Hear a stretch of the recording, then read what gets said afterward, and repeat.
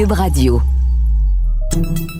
Salut, c'est Charles Dran avec l'équipe dans 5 minutes. On s'intéresse aux sciences, à l'histoire et à l'actualité. Aujourd'hui, on parle des épinards, en fait, de la photosynthèse. Les épinards nous aident en ce moment non seulement à comprendre un peu plus les phénomènes de photosynthèse, mais ils sont au centre d'expérimentations révolutionnaires qui frôlent même la science-fiction et qui pourraient transformer ces épinards en véritables usines à médicaments ou les rendre essentiels dans notre bataille pour contrer le réchauffement climatique. Qu'en est-il exactement? Quelles sont ces expérimentations, ces découvertes?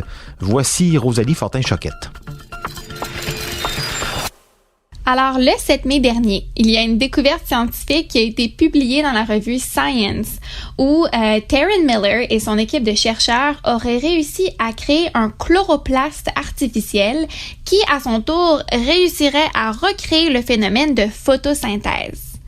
Le chloroplaste, c'est un organite qui est présent dans le cytoplasme de toutes les plantes.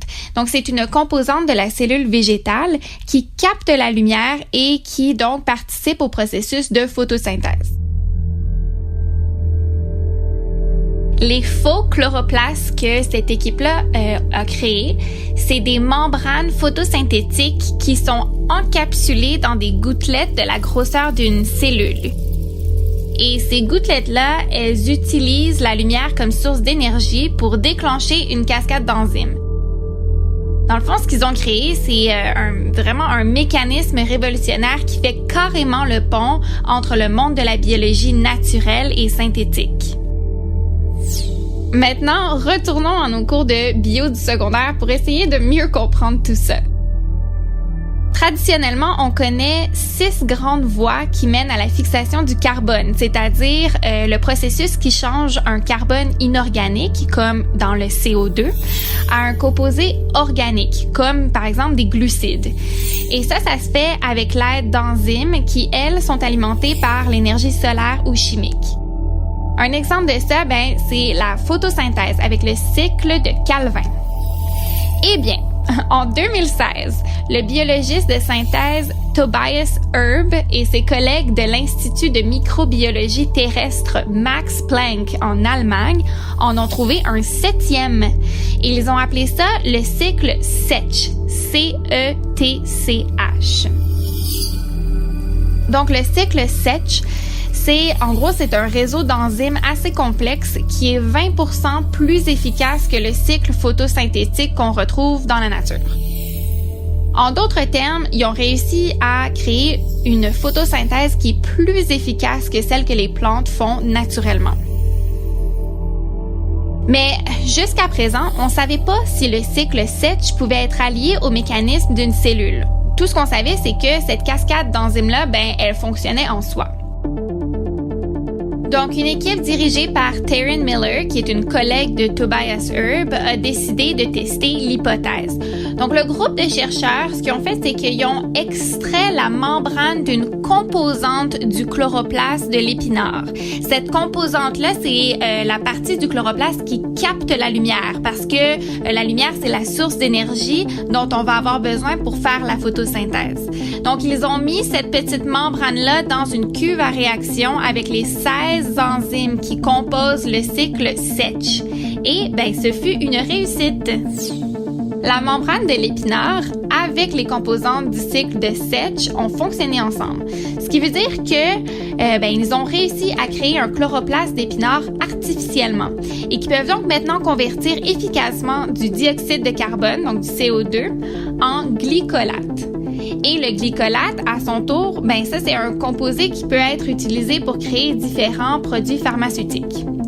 Donc, dans un article de la revue Nature, la biologiste Kate Adamala de l'Université du Minnesota, elle dit que bien que la science, elle nous permet déjà d'utiliser des microbes comme mini-usines, entre guillemets, des mini-usines à médicaments, ces cellules-là, elles ont leurs limites. Parce que les cellules vivantes de microbes, elles dépensent beaucoup d'énergie pour rester en vie. Tandis que les systèmes synthétiques, comme celui qui a été créé par Miller et son équipe, ils n'ont pas besoin de grandir, ils n'ont pas besoin de se reproduire ou même de maintenir des fonctions vitales. Ça veut dire que le métabolisme entier du système synthétique, il peut se concentrer complètement sur la production de composés chimiques qui pourraient être précieux pour nous.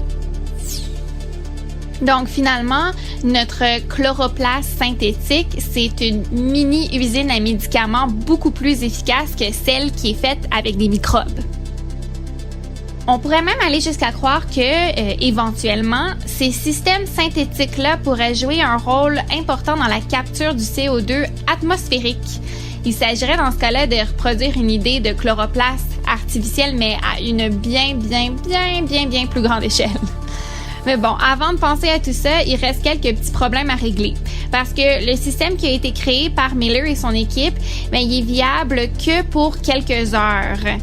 Et c'est sûr que la production à large échelle d'épinards, c'est pas super efficace non plus. Par contre, le docteur Tobias Erb, il nous assure que lui et son équipe sont en voie de trouver une alternative complètement synthétique et qui donnerait un meilleur rendement. Donc, bien que l'idée d'une cellule artificielle en dérange plus d'un, parce que, de créer la vie synthétiquement, ça amène son lot de questions éthiques, la communauté scientifique, elle est en extase devant cette découverte et devant toutes les nouvelles possibilités qu'elle nous offre.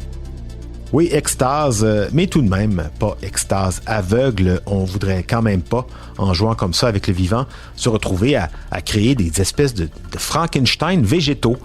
Merci beaucoup, Rosalie Fortin-Choquette. C'était en 5 minutes.